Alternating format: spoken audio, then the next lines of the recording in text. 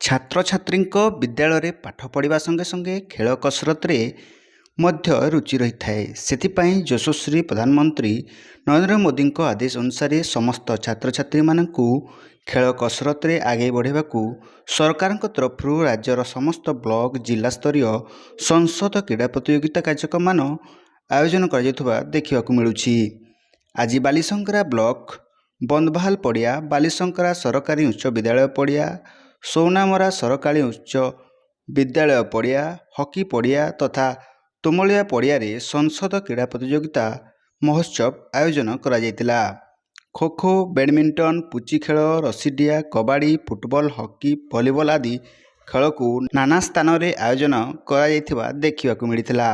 ବ୍ଲକର ସମସ୍ତ ଗ୍ରାମପଞ୍ଚାୟତ, ସରପଞ୍ଚ, ପଞ୍ଚାୟତ କାର୍ଯ୍ୟନିର୍ବାହୀ ଅଧିକାରୀ, ବିଦ୍ୟାଳୟର ଶିକ୍ଷକ ଶିକ୍ଷୟିତ୍ରୀ ତଥା ଭାରତୀୟ ଜନତା ପାର୍ଟିର କାର୍ଯ୍ୟକର୍ତ୍ତାମାନେ ଉପସ୍ଥିତ ରହି ଉକ୍ତ କାର୍ଯ୍ୟକ୍ରମକୁ ସୁଚାରୁ ରୂପେ ତୁଲାଇଥିଲେ।